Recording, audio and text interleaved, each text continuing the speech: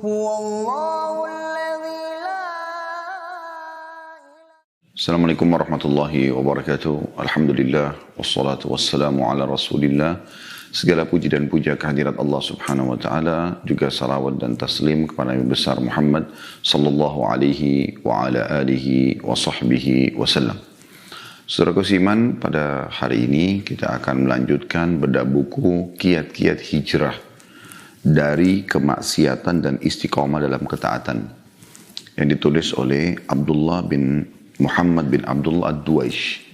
Dan ini sudah sempat pernah kita bedah, tapi sempat terhenti semasa pandemi, dan insya Allah kita akan mulai lanjutkan lagi sekarang di hari Selasa di waktu yang kurang lebih seperti ini. Kalau kami masih di Saudi, jam 10.00 waktu Mekah, dan berarti jam 14.00 waktu Indonesia Barat atau Jakarta tepatnya. Dan insya Allah kalau kami balik ke Indonesia maka akan kembali ke waktu yang menyesuaikan tentunya. Dan khusus bedah buku ini kita sudah sampai ke bab taubat. Dan akan kita bahas insya Allah pada kesempatan ini bab taubat yang tulus dan jujur. Saudaraku seiman, semua manusia pasti berbuat kesalahan dan kemaksiatan. Itu bukan perkataan saya, tapi kata Nabi SAW. Beliau mengatakan semua anak Adam pasti pernah melakukan kesalahan. Tapi sebaik-baik pelaku kesalahan adalah yang segera taubat. Bermula dari ayahanda kita dan ibunda kita, Adam dan Hawa alaihimassalatu wassalam. Keduanya diciptakan oleh Allah Subhanahu wa taala, kemudian dilarang untuk memakan dari sebuah pohon, tapi mereka digoda oleh iblis, akhirnya mereka memakannya, dan itu sudah masyhur di kisah seluruh kita manusia karena kita adalah keturunan Nabi Adam alaihissalam. Tapi yang terjadi, Nabi Adam alaihissalam taubat kepada Allah Subhanahu wa taala, kembali dan tidak mengulangi lagi perbuatannya sehingga Allah memaafkannya. Tentu perkataan saya ini bukan berarti kita menggampang-gampangkan sambil mengatakan, oh kalau begitu kan tidak masalah kita buat salah. Bukan itu yang dimaksud. Yang dimaksud adalah ada saat-saat mungkin di mana manusia belum faham agama. Ada di saat-saat mungkin manusia sudah faham agama tapi imannya melemah, sehingga dia terjerumus dalam kesalahan. Tentu idealnya adalah tidak terjerumus dalam kesalahan, terutama tidak mengulanginya. Tetapi ada saja orang yang terjerumus dalam kesalahan, baik dia sengaja ataupun tidak disengaja. Bagaimana sebagian sahabat, walaupun tidak banyak, ada di antara mereka pernah ikut di perang Badar, namun di beberapa waktu setelah itu sempat terjerumus kembali meminum khamar. Lalu beliau taubat nasuha. Tapi tentu yang kita lihat secara persentase, kita akan temukan orang-orang seperti ini jumlahnya kecil di kalangan para sahabat dan para salafus saleh.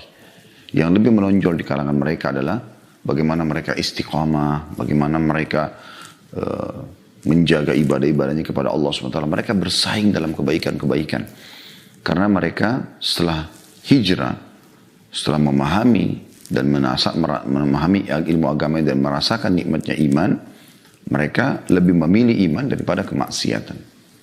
Karena kedua hal ini memiliki kenikmatan. Maksiat kepada Allah SWT ada kenikmatannya. Kenikmatannya misalnya orang mabuk-mabukan, orang ke diskotik, orang ke bar, orang ke karaoke, orang berzina, pacaran dan segala macam, ada kenikmatannya. Itu tidak bisa dipungkiri. Gak bisa orang mengatakan oh bermaksiat tidak punya kenikmatan. Pasti punya kenikmatan.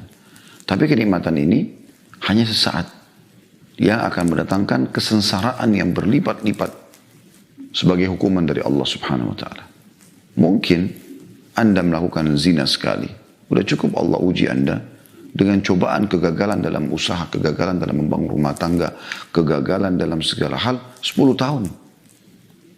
Jadi efek daripada dosa itu jauh lebih besar. Oleh karena itu dosa dipelajari untuk dihindari. Dan kalau sampai sedikit saja pintu terbuka untuk terjerumus ke dalamnya, segera kembali. Saya sering kasih gambaran teman-teman sekalian. Semoga Allah selamatkan saya dan teman-teman sekalian. Karena ini memang butuh juhud, butuh upaya yang sangat besar agar tidak terjerumus. Kita seperti berada di sebuah gunung. Kalau kita mau selamat, tetap ada di atas gunung itu. Tinggal kita istiqomah di atas gunung itu. Artinya tidak melakukan hal-hal yang aneh. Karena di sekitar kita, sekeliling kita ini adalah jurang. Kemaksiatan adalah jurang. Kalau ada seseorang mengatakan, meletakkan kakinya, mengatakan saya mau coba. Kemudian dia jatuh. Maka ada dua opsi. Opsi pertama, dia masih bisa kembali, tapi susah payah untuk kembali ke puncak gunung. Butuh upaya yang sangat besar. Atau memang dia nggak bisa kembali lagi. Ini opsi yang kedua. Sampai dia meninggal dunia. Nah, banyak orang tidak memahami, makanya saya datangkan contoh rasionalnya ini. Anda kalau paham, setiap kali mau terbuka pintu dosa, oh kalau saya lakukan, efek hukuman dari Allah lebih besar. Dan untuk kembali kepada level iman yang pernah Anda rasakan, Anda butuh upaya yang sangat besar. Karena sulit sekali untuk mendaki. Misal contoh, Anda pernah taubat kepada Allah Subhanahu wa Ta'ala dari perbuatan dosa dengan mendengar sebuah ceramah misalnya tentang neraka. Kemudian berjalan waktu Anda istiqomah di agama Allah Subhanahu wa Ta'ala, lalu Anda mulai buka pergaulan dengan orang-orang ahli maksiat. Anda mulai membuka pandangan mata, kuping yang mendengar hal-hal yang membawa Anda pada arus kemaksiatan misalnya. Semoga Allah maafkan ya, kalau pernah berlalu. Maka kalau Anda membuka itu semua, lalu melemah, lalu kemudian Anda terjerumus dalam dosa. Kalau Anda mau kembali kepada level iman yang pertama, Anda butuh upaya yang lebih besar. Mungkin kalau Anda dengarkan ceramah yang sama, tidak akan bisa menyentuh sebagaimana menyentuh Anda awal. Anda mungkin butuh, kalau dulu Anda cuma dengar 2-3 ceramah, sekarang Anda butuh 5-6 ceramah. Seperti itu. Allah Subhanahu wa Ta'ala menyayangi hambanya dengan peringatan seperti ini, agar hamba tersebut tidak mau terjerumus dalam kemaksiatan. Tetapi teman-teman sekalian, kalau Anda istiqamah, tidak melakukan perbuatan-perbuatan kemaksiatan, walaupun gejolaknya sedang bergelora dalam hati, maka yakinlah, pasti di setiap sebuah cobaan akan ada kenikmatan.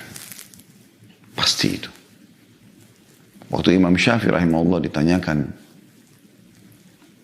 mana sebenarnya yang bisa kita anggap sebagai sebuah keselamatan, pemberiankah atau cobaankah? Maka kata beliau, rahimahullah, tidak akan pernah datang kenikmatan kecuali cobaan datang sebelumnya. Artinya begini, kalau ada orang meninggalkan zina misalnya, atau mencuri, atau minum khamar, atau narkotika, atau korupsi, atau apa saja, karena memang tidak ada peluang, dia tahu itu haram, tidak ada peluang juga, tidak ada godaan yang datang pada dia, dia akan dapat pahala. Tapi tidak sebesar pahala kalau ada orang sedang bergejolak, godaan itu depan matanya, lagi ada lawan jenis yang menggoda dia, lagi ada peluang untuk mencuri, ada peluang untuk korupsi, ada peluang untuk melakukan kemaksiatan, namun dia tahan dan pasti akan redah itu. Ada saatnya di mana godaan syaitan itu tidak akan berlanjut, karena dia tahu dia tidak berhasil menggoda Anda. Maka Anda akan mendapatkan setelahnya hadiah dari Allah Subhanahu wa Ta'ala. Allah akan berikan kebahagiaan, kenikmatan. Apa kata Nabi SAW dalam hadis yang sahih? Siapa yang menurunkan pandangnya dari yang haram, misalnya dia berpapasan dengan lawan jenis, kemudian dia melihat lawan jenis tersebut, dia tertarik, tapi dia langsung turunkan pandangan matanya karena takut kepada Allah Subhanahu wa Ta'ala. Kata Nabi SAW, maka dia akan rasakan kenikmatan iman sampai hari kiamat. Bukan sehari, 2 hari, atau sampai mati. Sampai hari kiamat. Maknanya, sampai dia masuk ke dalam surga, dia akan terus bersyukur kepada Allah Subhanahu wa Ta'ala, karena dia meninggalkan dosa pada saat godaan itu sedang datang. Ahli surga pada saat masuk ke surga, saudaraku seiman, Allah subhanahu wa ta'ala menyuruh para malaikat mengucapkan kalimat bima sabartum. Masuk ke dalam surga dengan sambutan yang meriah karena kesabaran kalian. Bima sabartum. Sabar itu pada 3 hal. Sabar dalam mengerjakan ketaatan. Untuk mengerjakan ketaatan, sholat malam, sholat duha, baca Quran, zikir, apa saja, itu butuh ya kesabaran. Rutin baca Quran, hadir majelis ilmu, teman-teman duduk mendengarkan ceramah seperti ini, butuh kesabaran. Mungkin anda punya aktivitas yang lain. Ada juga kegiatan-kegiatan yang lain yang menggoda. Misalnya Anda bisa tonton di waktu yang bersama di YouTube, di Instagram, cuplikan yang bawa kepada kelemahan iman. Tapi Anda mau memaksakan diri dan bersabar di sini. Yang kedua, sabar dalam meninggalkan kemaksiatan. Ini tadi yang saya katakan. Mungkin peluang-peluangnya. Siapa di antara kita teman-teman tidak punya peluang berzina? Siapa di antara kita tidak punya peluang untuk mencuri, untuk menipu, untuk memukul, untuk riak, untuk apa saja. Tapi pada saat godaan datang, sabar. Kemudian yang ketiga, sabar terhadap cobaan harian. Kayak makanan, minuman, segala macam. Ya. Baik teman-teman sekalian. Allah subhanahu wa ta'ala dengan kemahasempurnaan dan kemahamuliaannya memberikan kita sebuah hadiah, kalau saya bahasakan. Hadiah yang luar biasa. Di mana hadiah ini akan menyelamatkan kita dari pelanggaran-pelanggaran yang sudah kita lakukan. Bahkan mengembalikan atau melipat gandakan fasilitas yang Allah siapkan. Itulah taubat. Taubat saudaraku. Kembali dengan tulus dan jujur ke jalan Allah. Allah subhanahu wa ta'ala menyayangi hambanya. Dia ingin hambanya masuk ke dalam surga. Allah tidak ingin kita masuk ke dalam neraka. Allah ciptakan neraka untuk para pembangkang. Yang memang tidak mau kembali ke jalan Allah subhanahu wa ta'ala. Saya sudah katakan tadi di awal pertemuan. Nabi SAW sudah sampaikan dan ini dari Allah. Kalau semua anak Adam bisa berbuat salah. Tapi Allah berikan peluang untuk kembali. Supaya mereka sadar. Mereka kembali ke jalan Allah subhanahu wa ta'ala. Bahasan kita pada kesempatan ini berhubungan dengan masalah itu. Taubat yang tulus dan jujur kepada Allah subhanahu wa ta'ala. Saya sering bahasakan tentang masalah hijrah. Ikhwah dan akhwat kita, rahimani wa rahimakumullah. Kalau mau hijrah, menjadi orang baik, jangan setengah-setengah. Jangan setengah-setengah. Hijrah sekalian. Kalau Anda mau berprestasi, berprestasi sekalian. Ikut lomba, niatnya atau tanding, juara 1. Sekalian kejar prestasi terbaik. Kalau saya pribadi, prinsip saya seperti itu. Saya kalau sedang mengerjakan sesuatu, saya coba mengejar yang terbaik dari sesuatu itu. Rasionalnya begini. Kalau orang sedang ujian, nilai tertinggi untuk lulus, cum laude misalnya, 100. Atau 90 sampai 100. Anggaplah 100 kita. Anggap yang tertinggi. Nilai minimal lulus 60 misalnya. Kita akan coba datangkan contoh rasional di sini. Kalau ada orang mau berprestasi lalu dia kejar angka 100. Nilai 100. Target dia itu. Dia terus akan berusaha belajar dan belajar. Melakukan yang terbaik. Ya, memaksakan dirinya dalam kebaikan. Dan dia bisa mencapai 100 itu.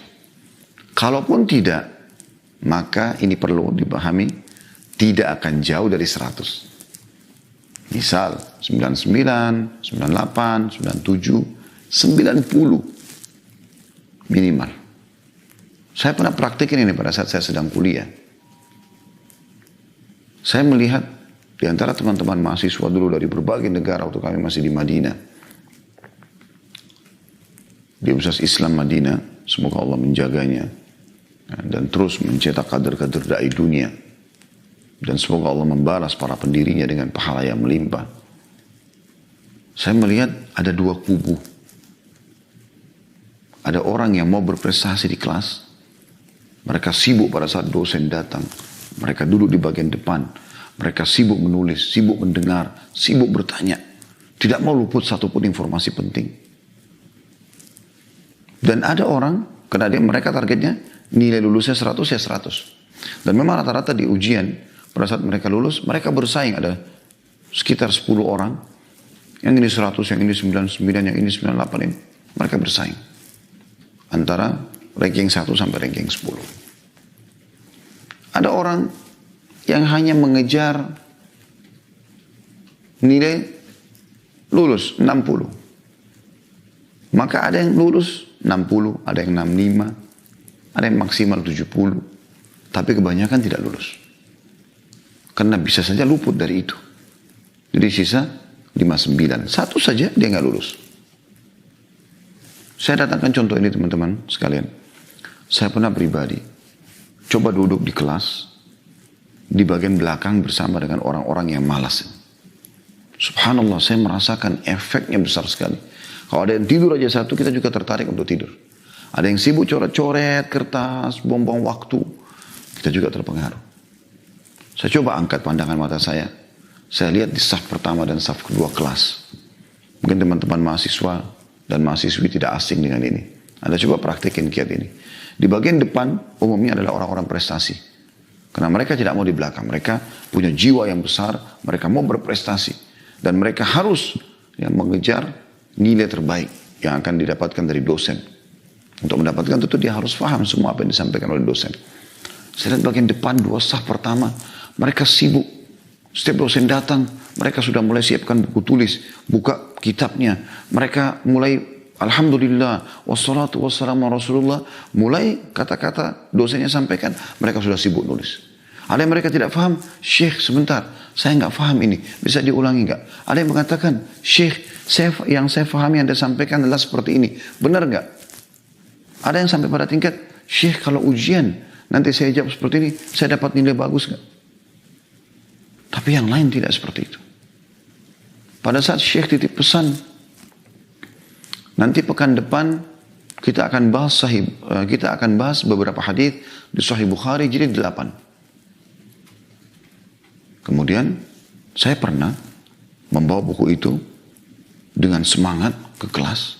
Saya berpikir semua teman-teman mahasiswa pasti akan membawa kitab. Ternyata teman-teman lebih dari setengah mahasiswa di kelas tidak membawa kitabnya. Alasannya lupa. Alasannya nanti lihat teman-temannya di sebelah. Tapi yang berprestasi di depan semuanya bawa. Bahkan disiapkan semuanya perlengkapan untuk mengambil faedah daripada kitab itu. Saya berbagi ini teman-teman sekalian yang kita bisa tarik dalam segala lini kehidupan kita. Bagaimana kita menjadi orang yang terbaik. Nah, itu bisa. Sebab kita manusia semua punya waktu yang sama. 24 jam. Gak ada satupun manusia yang punya 25 jam. Gak ada manusia yang lebih 1 menit. Semua sama. Semua sama dikaruniai 2 mata, 2 telinga, 2 tangan, 2 kaki. Semua ketubuhnya sama. Kecuali kita tidak bicara orang yang sedang Allah uji dengan lumpuh misalnya. Atau cacat. Kita bicara normal. Karena mayoritas manusia normal. Mayoritasnya normal. Anda bisa lihat kan di tengah-tengah manusia sekarang.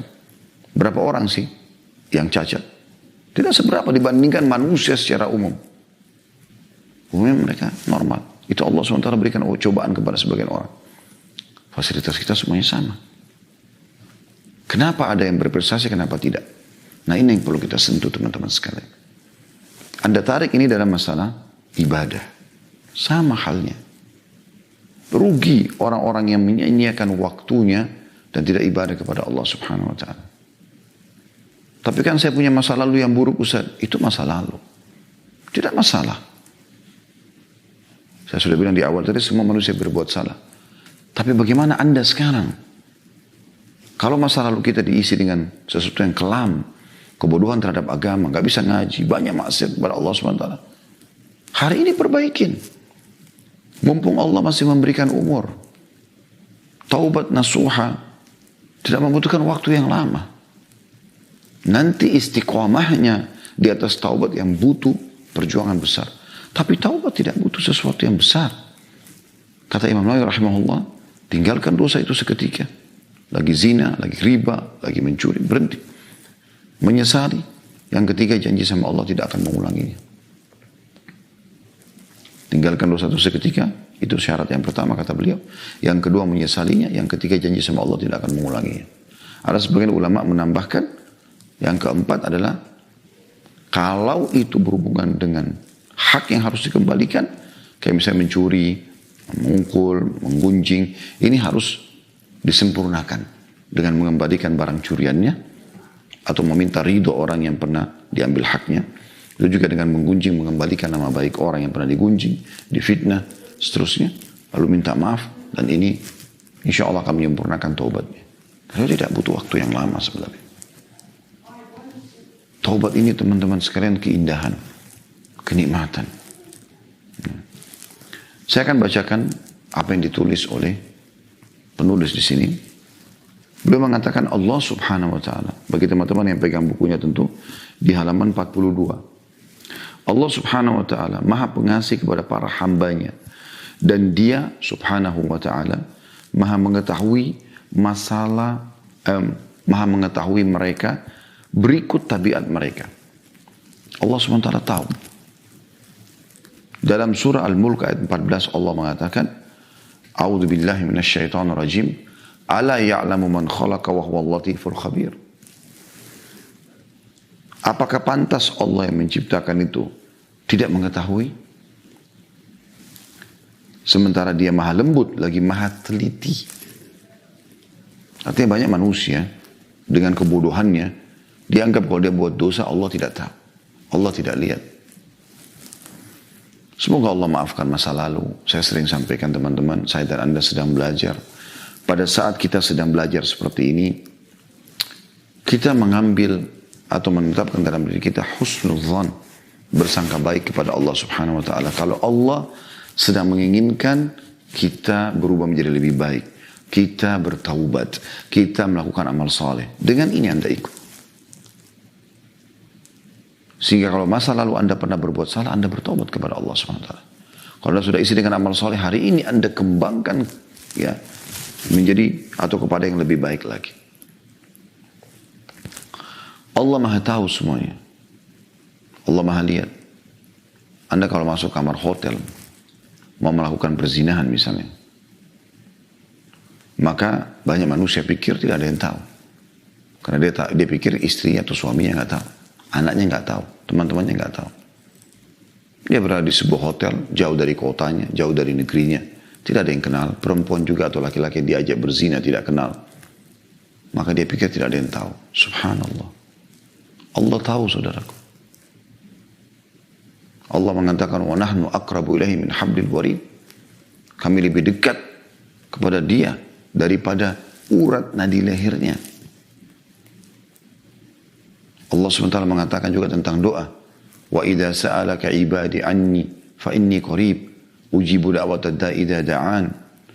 Hai Muhammad, kalau ditanyakan kepadamu tentang aku, katakan aku sangat dekat. Aku akan menjawab permintaan-permintaan mereka. Falyastajibu li, maka mereka sebaiknya memohon kepadaku. Wal yu'minu bi, mereka beriman kepadaku. La'allahum yarshudun, semoga mereka dapat petunjuk. Ya. Bisa juga bermakna falyastajibu li adalah mereka ayo jawab semua seruanku, syariatku. Oleh karena itu teman-teman sekalian, Allah maha tahu.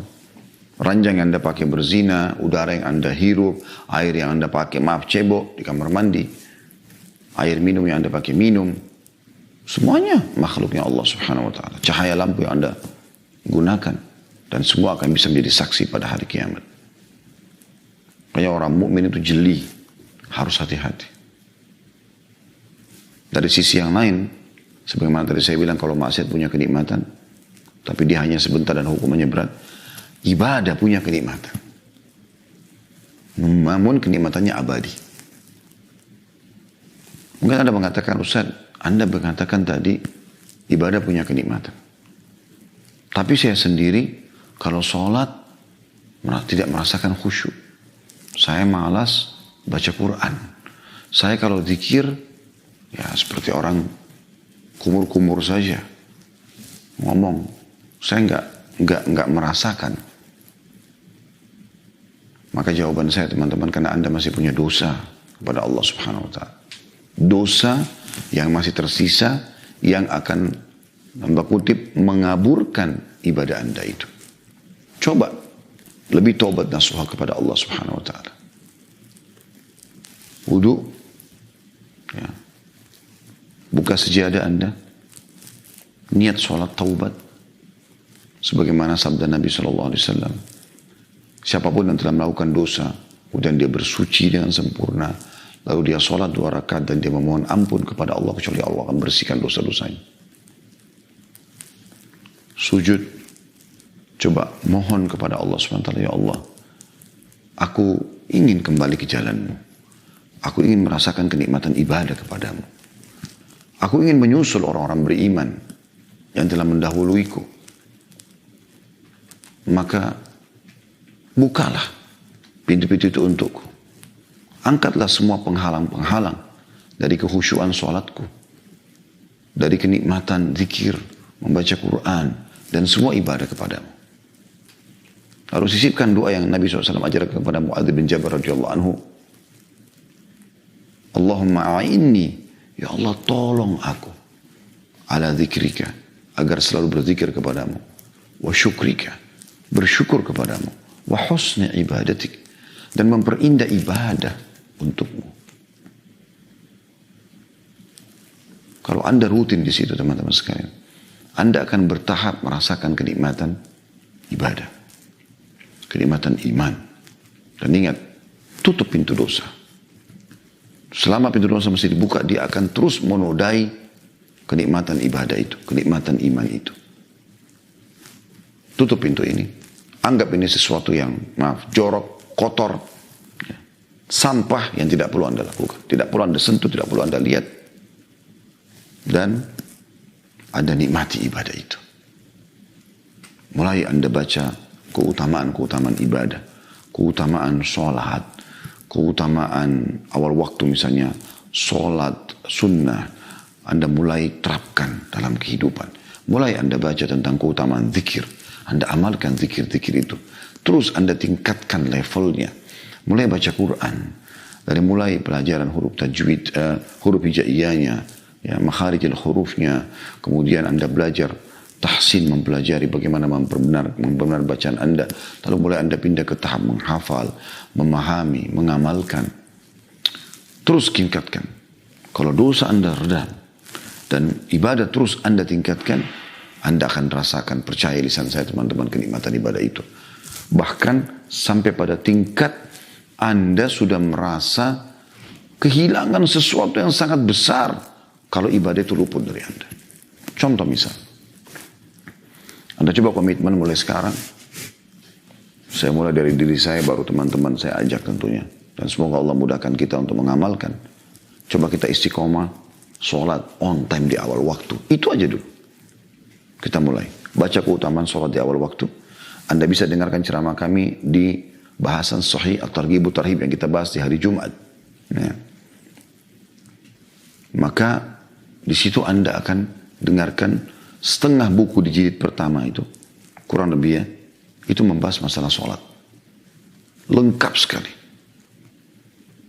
Saya pada saat membaca buku itu, ada beberapa hadis yang saya sendiri baru dengar. Subhanallah, dan saya bersyukur kepada Allah SWT karena membedah buku. Sehingga kami tahu, oh ternyata isinya ini misalnya. Baca itu teman-teman sekalian. Coba terapkan dalam hidup. Terapkan dalam hidup. Dengan terus memaksakan diri. Ya. Kapan Anda sudah coba terapkan? Selalu azan, pokoknya azan saya mau ke masjid. Sehari, 2 hari, seminggu, sebulan. Ya. Sudah seperti menjadi sebuah pola. Ya. Dalam hidup, sudah menjadi sebuah kebiasaan dalam hidup. Maka apa yang terjadi? Satu waktu Anda luput 1 kali aja sholat berjamaah, penyesalannya luar biasa. Kalau Anda rasakan itu, berarti menandakan Anda sudah merasakan nikmatnya iman. Anda sering membaca Quran sehari 1 lembar. Sekali luput. Atau Anda biasa zikir pagi petang. Luput. Ada rasa penyesalan. Maka itu tanda kenikmatan iman. Berarti sudah mulai ada kenikmatan di amal soleh itu. Kalau Anda terus saja menjaganya setahun, 2 tahun, 10 tahun. Maka kenikmatan yang Anda rasakan luar biasa. Allah subhanahu wa ta'ala akan memberkahi ibadah yang Anda kerjakan itu. Dengan muncul program-program yang Anda tidak pernah berpikir sebelumnya di ibadah itu. Contoh misalnya sholat malam. Kalau Anda baru mulai mau mengerjakan sholat malam, mungkin kadang-kadang Anda khusyuk, kadang-kadang Anda masih mengkhayal. Mungkin Anda hanya mengerjakan 2 rakaat. Itu pun Anda masih memilih surah-surah pendek. Mungkin juga Anda mengerjakan 5 menit, 10 menit sebelum azan subuh. Tapi Anda jangan berhenti. Terus coba istiqomahkan. Seminggu, beberapa hari, sebulan. Nanti Allah SWT melihat istiqomah Anda di situ. Allah akan buat nanti Anda lebih mudah dan lebih ringan untuk sholat 4 rakaat. Lebih ringan untuk sholat 8 rakaat. Lebih ringan untuk sholat tambahkan witir 3 rakaat. Walaupun masih baca surah-surah pendek. Anda istiqomah lagi. Allah munculkan lagi perasaan dan merasa ringan untuk sholat. Mungkin tadinya setengah jam sebelum subuh, 1 jam. Anda bisa 2 jam sebelum subuh. Mungkin tadinya surah-surah pendek. Sekarang sudah mulai surah-surah panjang. Jadi muncul program-program di benak kita, di jenis ibadah yang sedang kita kerjakan itu teman-teman sekalian, yang kita tidak pernah terfikir sebelumnya. Terus begitu. Sehingga makin indah rasanya ibadah itu. Contoh yang lain, Anda sedekah misalnya. Awal Anda mau terapkan sedekah kadang-kadang berat gitu. Tapi Anda coba sedekahkan. Lalu kemudian Anda istiqomahkan coba sedekah itu. Rutin, komitmen setiap hari saya akan keluarkan 1 bungkus nasi aja. Bisa. Atau saya menyumbang sehari 5.000 rupiah. 10.000 rupiah. Kalau Anda istiqomah, dengan tentu Anda kalau mau supaya termotivasi, Anda baca keutamaannya, fadilahnya. Tadi kayak sholat malam, fadilah sholat malam, sedekah, fadilah sedekah, Anda lakukan itu. Nah, setelah Anda melakukan itu teman-teman sekalian, maka akan muncul kayak tadi. Mulai ada perasaan, masa sih cuma 10.000, udah 20.000 aja. Akan meningkat nilainya, muncul program kita untuk menambah nilai. Mungkin kita kadang-kadang sedekah sehari sekali. Sekarang setelah kita istiqomah seminggu, sebulan, kita akan mulai melakukannya sehari 2 kali. Lama-lama Anda akan mulai bersedekah dalam sehari beberapa kali. Setiap kali orang lihat orang miskin, kayak rasanya nggak nyaman kalau nggak bantu. Sampai Anda mencintai perbuatan tersebut. Ada satu jemaah saya mengatakan, kata-kata ini saya merasa, dia bilang setelah dengar ceramah saya, dia merasakan, tentu dengan izin Allah SWT, saya cuma perantara saja. Tapi dia mengatakan, dan seakan-akan saya merasa Allah menyampaikan ke kuping saya pernyataan beliau, supaya saya yakin juga apa yang saya sampaikan ternyata bermanfaat bagi umat ini. Dia mengatakan, Ustaz, saya sampai ketagihan dengan sedekah. Ketagihan, karena saya begitu bersedekah, saya dapatkan sebenarnya apa yang sedang Allah janjikan. Sebagaimana antum ceritakan, ternyata Allah akan balas. Makin besar saya sedekahkan, maka makin besar yang datang rezekinya. Makin banyak Allah bukakan pintu-pintu kebaikan. Bahkan saya kadang-kadang duduk di rumah, datang keuntungan-keuntungan itu. Saya pernah didatangin oleh seorang sahabat saya. Kebetulan saya lagi di rumah. Waktu itu saya belum memiliki perusahaan sendiri. Masih partner sama teman dan kami masih dagang gaharu sebenarnya waktu itu. Dan ada beberapa jenis yang saya taruh dalam garasi rumah. Tentu saya masih ngontrak di Jakarta. Di garasi itu saya buat ada sebuah meja kerja kecil biasa untuk saya kerja, sekaligus saya susun materi ceramah biasanya. Partner saya ini seringkali datang, saya coba ambil gaharu berapa kilo, saya bilang silahkan diambil sama dia dijual. Ya. Kebetulan kami sudah sepakat, dia jalan dengan dagangan dia, saya jalan dengan dagangan saya juga, kemudian kami satu perusahaan gitu ya. Dia datang, dia tawarkan sana sini, kadang-kadang seminggu dia datang, bawa ini sudah ada keuntungannya. Kebanyakan pembeli pada satu juga membayar cash misalnya, dibawalah sama dia. Sering dia buat begitu, dan sering kali kalau dia datang, saya di rumah gitu. Lagi nyusun materi di meja. Terus dia dengan memperlihatkan kalau dia capek dalam mencari rezeki ini ya, ada keletihan. Terus dia mengatakan, subhanallah Khalid, saya setengah mati tiada rezeki di luar. Kok bisa rezeki datang kepada kamu sementara kamu duduk? Saya hanya tunjuk ke langit. Maksud saya, jaga hubunganmu sama yang di atas. Semua akan baik kok ini sebenarnya. Rutinkan sedekah, jaga sholat, jaga kebaikan-kebaikan. Allah akan mudahkan semuanya. Allah akan mudahkan semuanya.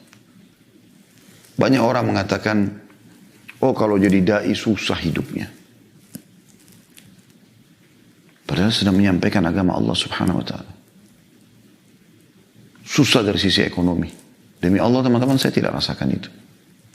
Dan saya lihat teman-teman yang komitmen menyampaikan dakwah yang benar, Allah bukakan rezekinya. Melimpah. Kadang-kadang nggak minta gitu. Masya Allah tabarakallah, makanan, minuman, pakaian, pasangan hidup, keturunan. Luar biasa gitu. Alhamdulillah, saya punya beberapa unit usaha, bisa berjalan. Saya malah melihat itu keberkahan dari dakwah yang disampaikan. Bisa berjalan semuanya dengan baik. Tapi memang kata kuncinya, menjaga hubungan dengan Sang Pencipta Allah subhanahu wa ta'ala. Sadarlah teman-teman, Allah maha melihat, maha menilai. Dan Allah kalau memberikan balasan pada saat anda istiqamah di atas agamanya, innallaha yarzuqu man yasha' bighairi hisab. Allah kalau sudah memberikan balasan tanpa ada hitungannya. Kadang-kadang teman-teman baru niat saja, enak ya makan ini. Subhanallah, ada yang antarin makanan itu. Baru niat saja, oh bagus ya kendaraan itu. Entah kenapa berwaktu kemudian ada yang antarin kendaraan, ada duit bisa beli kendaraan tersebut. Depan mata Allah berikan nikmat itu. Apa saja kita niatkan, baru dia cuplikan Ka'bah. Masya Allah, enak benar orang tawaf. Kalau lama berapa hari kemudian, sebulan, 2 bulan, kita sudah ada di depan Ka'bah. Kuasa Ar-Rahman, kuasa zat yang maha pengasih, maha penyayang. Banyak orang yang tidak mau manja dengan Tuhannya. Padahal Allah mau kita manja, saudaraku seiman. Allah mau kita manja. Kata Nabi SAW, man lam yadu'ullah yaghdab alaih. Dalam hadis sahih riwayat Tirmidzi, siapa yang tidak berdoa kepada Allah, Allah marah padanya. Kalau kamu saudaraku tidak minta, tidak manja pada Tuhanmu, dia marah padamu. Sampai seorang penyair Arab mengatakan apa? Jangan kau minta pada manusia. Karena kalau kau minta padanya, dia akan berkeluh kesah. Sekali kau minta, dia akan beri 2 kali, 3 kali. Dia akan mengeluh. Bahkan dia akan menolak mungkin atau menghinamu. Tapi mintalah kepada zat yang kalau kau tidak minta padanya justru dia marah. Allah mau kita merengek, minta. Kita boleh tamak dengan rahmat Allah subhanahu wa ta'ala. Diberikan kesehatan, minta tambahan kesehatan. Diberikan keturunan, diberikan harta, diberikan jabatan. Minta agar Allah subhanahu wa ta'ala berkahi. Berikan tambahan. Bukakan pintu-pintu yang lebih baik. Boleh tamak terhadap rahmat Allah. Kita minta teman-teman agar diberikan, dijaga kesehatan kita. Jauh lebih baik, lebih afdal dibandingkan kita sakit minta disembuhkan. Kita sedang kaya, kita minta agar harta kita berkahi, ditambah oleh Allah subhanahu wa ta'ala supaya bisa lebih banyak mendekatkan diri kepada Allah dengan harta tersebut. Lebih baik daripada sudah bangkrut baru minta diberikan solusi. Kemudian beliau mengatakan Allah subhanahu wa ta'ala mengetahui bahwa manusia itu tetaplah manusia. Meskipun mereka telah mencapai puncak ketakwaan, kesolehan, dan kewaraan. Waraan itu menjaga hubungan baik dengan Allah. Mereka pasti akan melakukan sebagian apa yang Allah haramkan. Karena itu Allah membuka pintu taubat bagi hamba-hambanya dan menyeru mereka menuju ke sana. Bagi yang melakukan kesalahan. Tapi ingat ya, ini kesalahan bukan untuk berulang kali dilakukan. Lawan, berusaha. Anda akan rasakan kenikmatan iman sebagaimana sudah saya bahasakan tadi. Allah menyuruh kita dalam surah An-Nur ayat 31. A'udzu billahi minasyaitonir rajim wa tubu ilallahi jami'an ayyuhal mu'minuna la'allakum tuflihun. Bertaubatlah kalian semua kepada Allah. Wahai orang-orang beriman, agar kalian beruntung. Agar kalian beruntung. Beruntung di sini maksudnya adalah beruntung di dunia dan beruntung di akhirat. Allah menyuruh kita taubat, kembali kepadanya. Semua teman-teman sekalian, perasaan penyesalan pada saat terjadi kemaksiatan, rasa sumpek, sedih, datangnya penyakit, semua itu adalah sinyal dari Allah Subhanahu wa taala agar Anda kembali. Beruntung kita orang muslim dikasih bocorannya teman-teman sekalian. Orang-orang kafir tidak tahu itu. Mereka pesta-pesta bermaksiat kepada Allah. Allah berikan sumpah, sedih, penyakit. Mereka tidak tahu harus buat apa. Mereka kembali kepada kemaksiatannya. Malah tambah ke diskotik, malah tambah mabuk, malah tambah berbuat kemaksiatan.